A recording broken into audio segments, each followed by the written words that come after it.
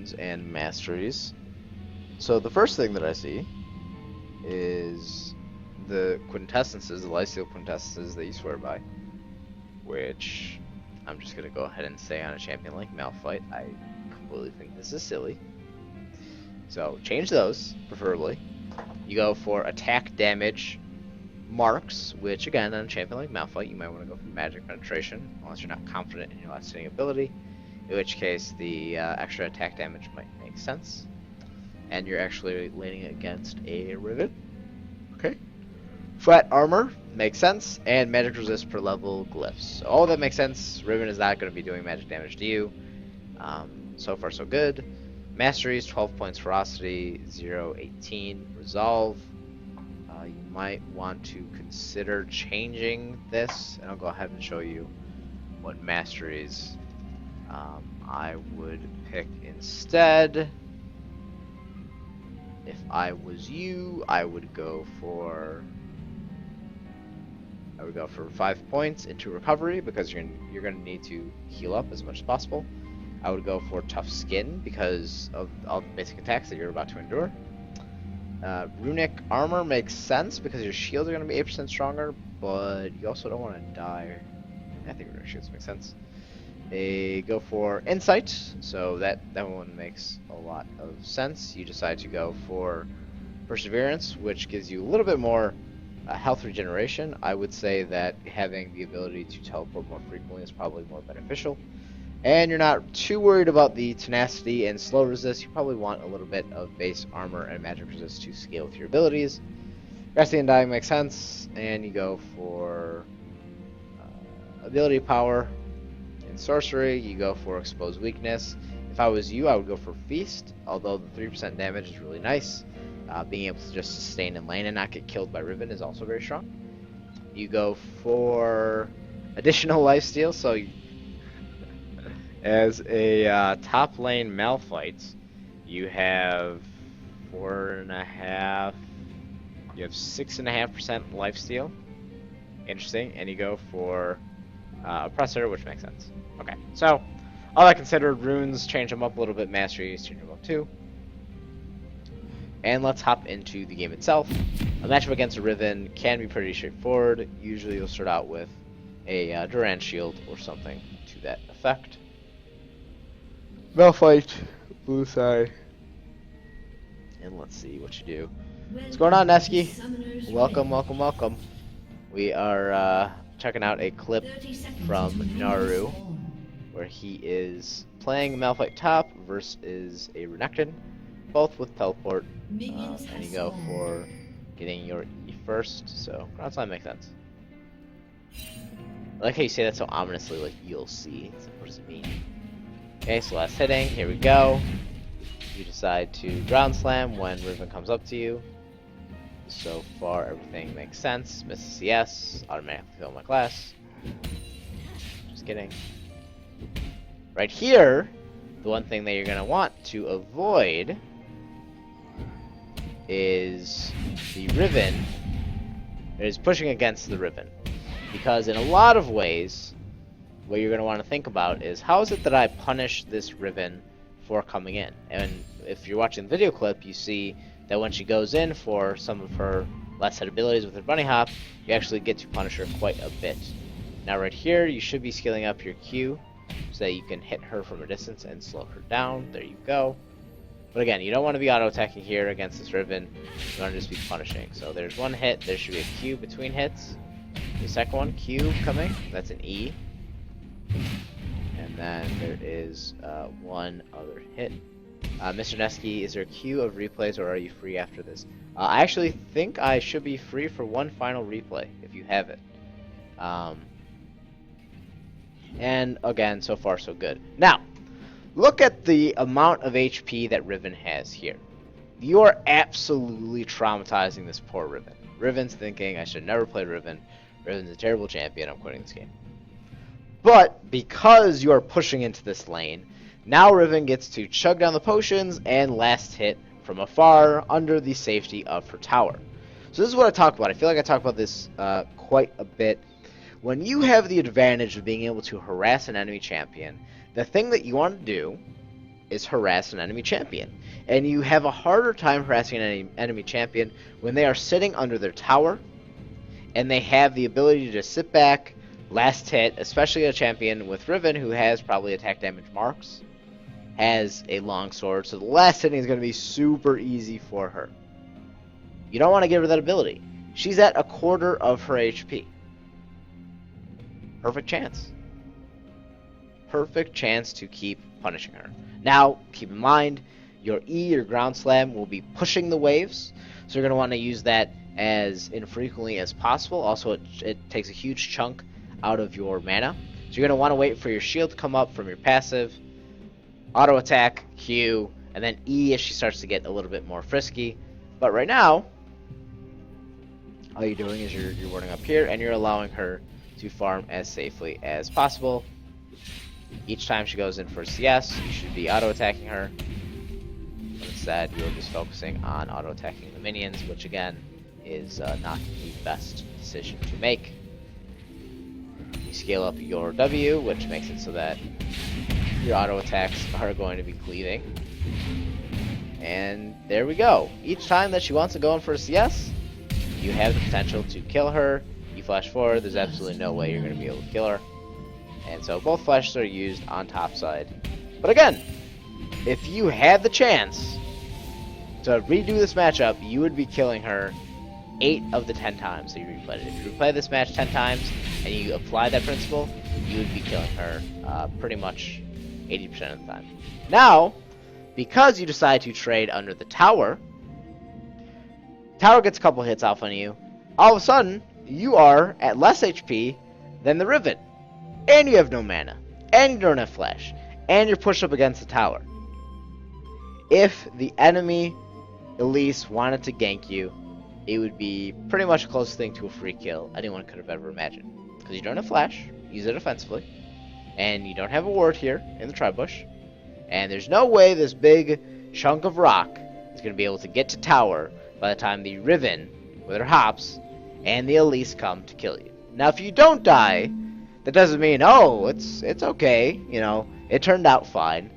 That doesn't fly. You're making a not so poor or not so great decision, which could lead to very poor consequences. Now, if it does or if it doesn't change the fact that you're putting yourself in a very, very poor decision. You're allowing her to farm safely under tower. She does kill you a bunch of times, or does a bunch of damage to you to put you in the situation where you're about to be killed. Maybe. Waiting and waiting and we're waiting and we're waiting and we're waiting. I'm gonna see you auto attack this minion, and I'm just gonna throw my keyboard.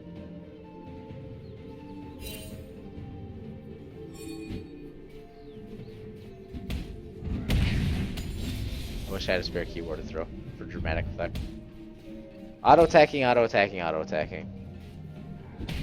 No idea where you get this from. Clearly, you're not watching my videos about freezing lanes. Auto-attacking, auto-attacking, auto-attacking. You're giving the Riven the opportunity to farm safely. Now, look at all the minions that she's missed or potentially missed right now. All that is, in part, because you can rock slap her multiple times if she gets close. But, if she just waits, these minions are just going to keep pushing in the lane, and eventually she'll get the free minions. There's one for her. More auto attacking on these minions.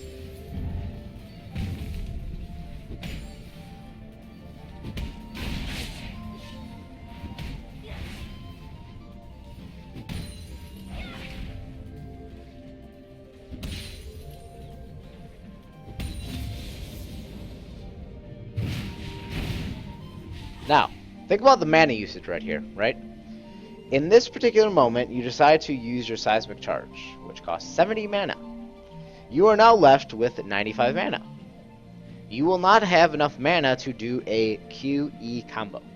You know what that means? You're not killing her. You know what that means more importantly?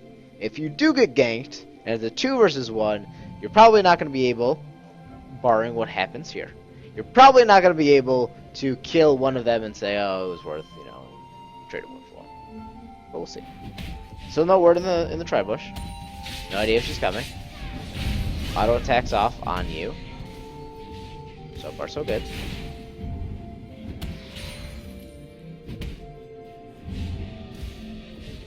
See how much gold you have. You're at 800, getting close to your bombies. Taking a tower hit. Another tower hit. You're making it very hard for yourself to farm on a tower. There you go. Great trade. That was the single best trade I've ever seen you do. She walked up, you attacked, you walked back, you did. No minions were harmed in this process. Awesome. You attack the minions once more. And again, swear you have a net against these minions. When you decide to scale up your E, your ground slam, as opposed to your Q, basically what happens is that you're committing to pushing the lane. Now, when you use your Q, when you use the seismic toss, seismic shard, or whatever it's called, seismic shard into the Riven, and it does very little to no damage, you're basically gimping your ability to use your E to push this lane. So if the idea is to push the lane so you can go back to base and buy an item, that's fine, but you're not doing that, right? So we just want to think about why you're scaling up an ability and what that means for you in the grand scheme of things. Right here, the first thing that I'm thinking about, if I'm you as this Malphite, is when am I gonna get level 6, and can I gank bottom at level 6 with the teleport? That's the only thing I'm thinking about. I'm not thinking about gold. I'm not thinking about this Riven. I'm thinking about, is this at least gonna come kill me? And can I back soon at level 6 and teleport bottom to kill them?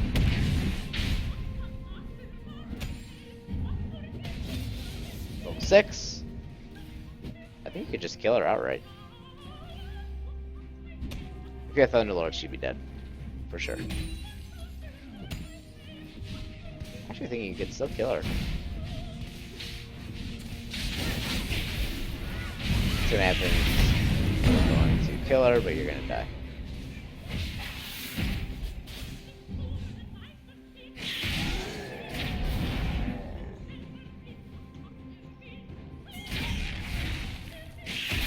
I want you guys to start referring to me as the Prophet, because I see things in the future. Okay. So, what does that tell us? First thing it tells us is that you are not the king of warding, which sucks. Second thing it tells us, and this is something that I harp on every top lane video that I make, is that why, Naru? Why are you doing this to me? Why do you decide to teleport top? Your role as Malphite is to be a team fighter. You're supposed to come in, use your unstoppable force to either initiate a fight or help disengage for your carries, like your Lux, like your Ashe. But instead, you use a teleport to come back to top. Now, what does this tell us? Well, let's look at your cooldowns. In 90 seconds, you will have your ultimate. In 5 minutes, just under 5 minutes, you'll have your teleport. Now, if math serves us right, that means that you pretty much have to use your ultimate right when it comes up to have it back up again for when you have teleport up again. Now, what would you use your ultimate for in the next 3 minutes? To kill the Riven? Well, no, because you have Bomby Cinder. You can't do that much damage to her. Unless she's at a little fraction of her HP, in which case, that's her fault. Use your ultimate to get away. I guess that's one option, but if you're using your ultimate to get away, you should probably invest that time and resources elsewhere. I also noticed that you come back with Bombies, Cloth Armor, and 2 potions. No pink ward. You died because you didn't have vision, so you would think that you would enhance your vision. Just ideas. Just warning out some ideas. All of a sudden, now the shoving into the lane comes to fruition. You have Bomby Cinder, you should be ground slamming, going up to these minions and saying, hey look, I'm a living rock, what's going on? Team gets dragon, that's cool. Let's see how all of this unfolds. The Riven seems to walk up to the tower. Riven is now level 6 to your level 7. You have an advantage. Albeit you have doubled her CS, which is great. Yubami Cinder, unfortunately, targets you. You see that your Seismic Shard does very little damage to her altogether. Now again, this is the hard part about playing with Yubami Cinder, is that you're inevitably just pushing and pushing and pushing. Now, look on the minimap. Go ahead. Look. I'm just gonna casually stroll down here. Man, wouldn't it be nice to have a teleport?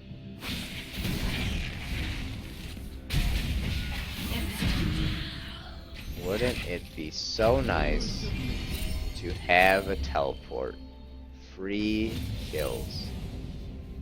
Free kills. Okay. That's 2. That's 3 tower hits. That's 4 tower hits.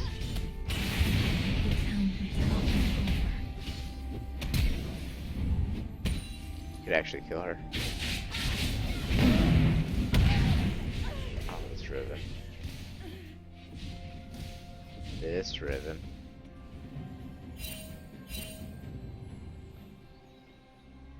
The Riven is playing into the strength of Yubami Cinder. The problem is that the Yubami Cinder is on the Malphite, not the Riven. Now she teleports. Now she's forced to teleport. Hopefully you have a mental catalog of that. Try to make sense of it. Now you're still trying to trade with her without mana or HP. You go back. Excellent call. Now you do what is something that you should have done from the very, very beginning. You run back to base. Because there's nothing for this Riven to do.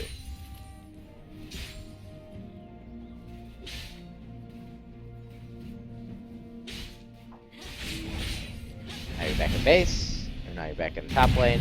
You're deciding to trade with her, you're taking a lot of minion damage, but you're saying, hey, forget it, there's not a lot going on. Now what you recognize here, hopefully, is that you're about to have your ultimate up in 10 seconds. Which means, if you time this right, you can kill her. Or, you also make note that the Riven is number 1 Mia, but also doesn't have teleport to get back in the lane, so she has to run back. Now she comes back with a Caldwell's Warhammer. Take a tower hit. Okay. You're equalizing the minions. Now you're just continuing to shove into her. Even though you have a huge advantage and you just auto attack her down. It seems. It seems like she just hugs up your Yubami Cinder. Coming up here, you're just hanging out. Nothing fancy's going on. Taking a couple tower hits. Okay. Now, what do you think I'm gonna say?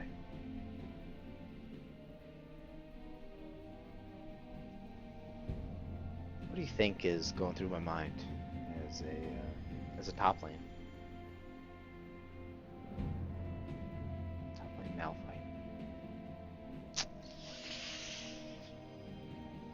Teleport ultimate. You have teleport. You have ultimate. Something's happened to mid. Ashe is a lone bot. Will this Graves go aggressive on the Ashe?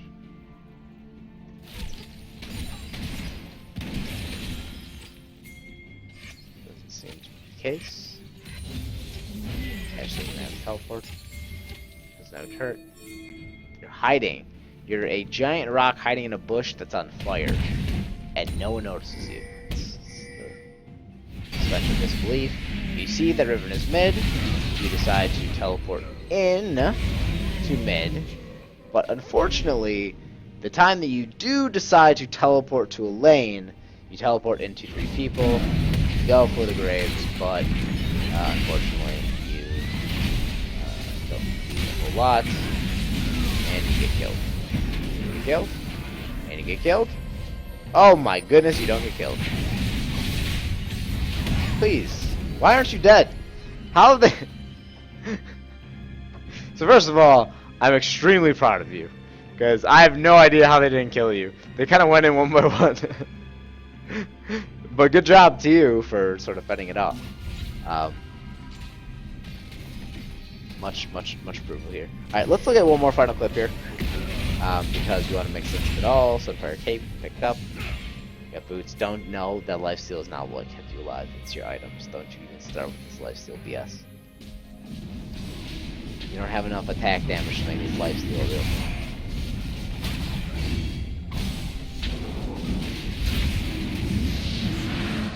Mention lifesteal one more time. I'm permabanning you. All of a sudden, we're seeing you bot lane. That is a curious choice, because you are giving up all the pressure that you have helped build top. We see that teleport is coming from the Riven, and you have no ultimate until right now. So you go for the Graves, hopefully you go for the Riven. I choose to hold on to it, which is probably a better decision right here. I think most of this is just a slaughter.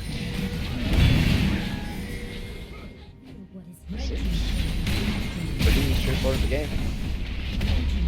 Even though it's 7-7, you guys are pretty far ahead for this being 60 minutes in the game. The morale on the swing is going your way. I assume you're just going to go top and stop the Riven. The scary thing here is that all the work that you've done to stop the Riven from having any power is kind of going down the drain, and that's one of the problems that you sometimes will face as a top laner when you decide to roam, decide to help other people. Especially as a champion like Malphite, your entire strength is built upon the idea that you can help other lanes. Go for what I think to be the kill doesn't seem to be the best use of your ultimate. And now by the time that you start to roam over to mid, of course you notice that you don't have your ultimate. So you just have to walk over here, use your seismic shard, and you're to slow them down. But if you had actually used, or if you had actually saved your ultimate, you would have been able to kill multiple people. As a result, you only are able to kill Graves, but that's really good. So, but again, there is the Riven top. No need to teleport again top, because the tower's already gone. It's not like you're gonna kill her. You don't have your ultimate up. So you teleporting top is a waste of really good summoner spell. Just want to be much more cognizant of that, because what's going to happen is you're going to push this wave and the next wave, and then back. Right?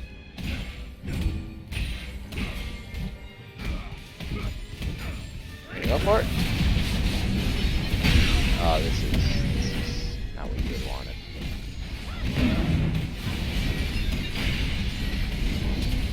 Oh my goodness, if you pull this off.